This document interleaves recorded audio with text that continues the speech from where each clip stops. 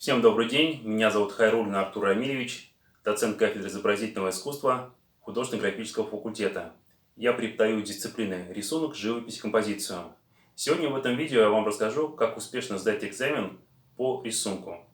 Дам информацию об организации, содержании и форме проведения вступительного экзамена, познакомлюсь с критериями оценок вступительных работ, покажу примеры. В конце видео размещу небольшой мастер-класс с методическими рекомендациями, как нарисовать натюрморт с натурой. Экзамен по рисунку является традиционным и обязательным при поступлении во все вузы, специализация которых связана с изобразительным искусством. А рисунок с натурой является эффективным способом определения уровня подготовки абитуриентов, их творческих способностей, которые необходимы при обучении на первых этапах. Натюрморт состоит из розетки, 3-4 предметов быта и драпировки. Формат рисунка А2 – это половина ватмана, приблизительно размер 40×60. Материал – простой графитный карандаш. Продолжительность экзамена – 4 часа. Чтобы успеть нарисовать натюрморт за 4 часа, нужно правильно спланировать свое время. Например, первые полчаса вы можете уделить компоновке, затем час-полтора конструктивному рисунку, построению отдельных предметов натюрморта, затем час-полтора, может быть два, тональному рисунку и оставшееся время посвятить обобщению, чтобы ваш рисунок смотрелся завершенно и гармонично. Более подробно хотелось бы остановиться на третьем этапе, на тональном рисунке, потому что это обобщение, это разбор по тону, это моделировка формы, и это все занимает огромное количество времени. Чтобы все это успеть, нужно рисовать мягкими карандашами, потому что набор тона мягким карандашом происходит более эффективно и более быстро. А работа, выполненная мягким карандашом, при наличии хорошей техники, всегда смотрится более выразительно. Критерии оценки работ. Всего 5 критериев. Композиция, построение, светотеневая моделировка, световоздушная перспектива, техника. Давайте остановимся на каждом критерии более подробно. Композиция.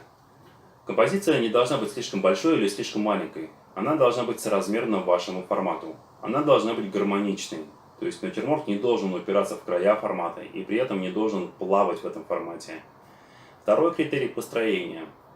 Как я уже говорил выше, хороший линейно-конструктивный рисунок – это основа всего рисунка, это половина дела.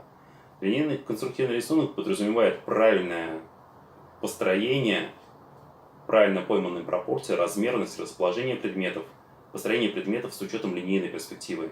Третий критерий – светотеневая моделировка. Здесь необходимо с помощью тона вылепить форму, показать тональную разницу между предметами, показать текстуру, фактуру материала. Все это называется светотеневой моделировкой. Четвертый критерий – световоздушная перспектива. Очень важно, чтобы в вашей работе присутствовала плановость. Передний план, средний, дальний план. Зачастую бывает так, что абитуриент увлекается какой-то маленькой деталью на втором плане, и она выходит вперед, а передний план при этом отсутствует. Это вот типичная ошибка. Нужно сразу обозначить передний план и плавно увести в световоздушную перспективу второй план. Пятый критерий – это техника. Здесь мы оцениваем культуру штриха, умение штриховать по форме. Здесь мы оцениваем технические, эстетические принципы работы. Все работы оцениваются по 100-бальной системе. Сейчас я подробно объясню, как они ранжируются. От 0 до 50 – это неудовлетворительная оценка, то есть в этой работе есть серьезные ошибки по многочисленным позициям. От 51 до 70 – это удовлетворительная оценка, то есть есть грубые замечания по 2-3 позициям, или, допустим, мелкие замечания по всем позициям. От 71 до 90 – это хорошо. Есть незначительные ошибки по некоторым позициям, либо серьезная ошибка по одной какой-нибудь позиции. Например, человек замечательно все построил, замечательно заштриховал, закончил работу, но при этом у него очень неудачная композиция. Пример такой работы я вам покажу позже. 91 и 100 – это отличные работы. Такой диапазон пятерки очень узкий. Сейчас на примере вступительных рисунков прошлых лет я вам покажу, как происходит анализ и оценка вступительных рисунков.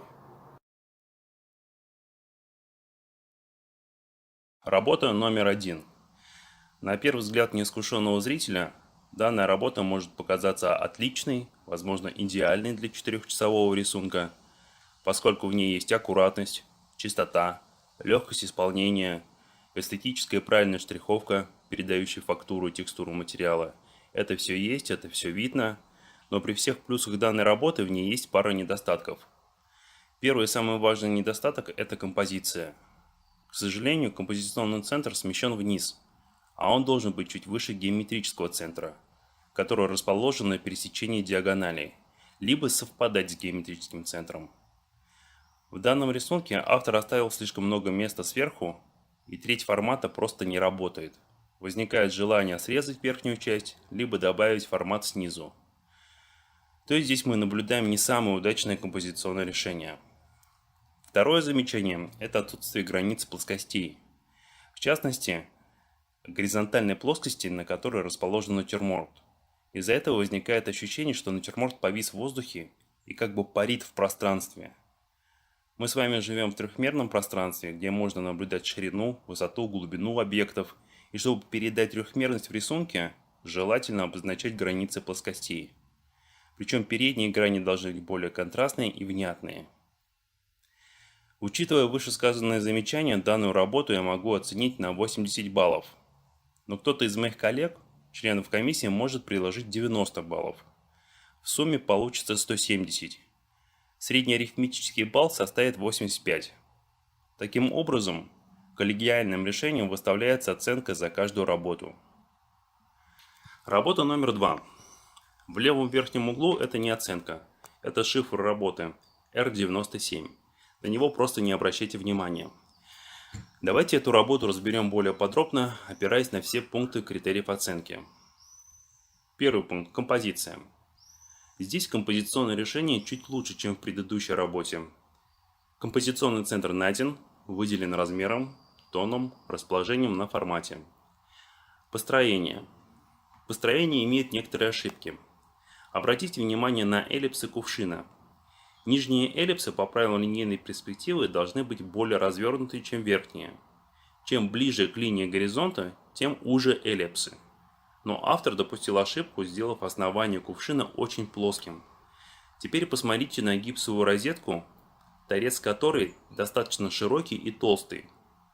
Но сам рельеф при этом очень плоский, высота рельефа почти не видна, как будто он расположен фронтально. Но торец гипса свидетельствует о присутствии легкой угловой перспективы. Третье. Светотеневая моделировка. На отдельных предметах светотеневая моделировка очень хорошая, особенно на стакане и кувшине. Но драпировка очень условная. Воздушная перспектива. Она решена, края драпировки и фон плавно уведены на второй план, это хорошо сделано, но решение было бы более убедительным, если автор вылепил переднюю грань горизонтальной плоскости, сделал бы пару хороших складок, чтобы как-то обозначить передний план. Пятое. Технические навыки. Технические навыки у автора есть, но их надо совершенствовать. Учитывая все плюсы и минусы данной работы, я бы поставил за эту работу оценку в диапазоне 70-75%. Работа номер 3. Это яркий пример работы, когда абитуриент не рассчитал время и, как следствие, не успел завершить рисунок. Поэтому очень важно правильно распределить время. По данной работе могу сказать, что автор великолепно справился с композицией, отлично построил натюрморт, хорошо начал работу в тоне, видно, что он имеет художественную подготовку и хорошую технику, но объективно работа не закончена, имеет чувство незавершенности. Учитывая все плюсы и один недостаток, я бы поставил за эту работу оценку в диапазоне 80-90%. Следующие два примера – это отличные работы, в которых выполнены все требования, предъявляемые к вступительным рисункам. Работы были оценены комиссией в диапазоне от 91 до 100 баллов.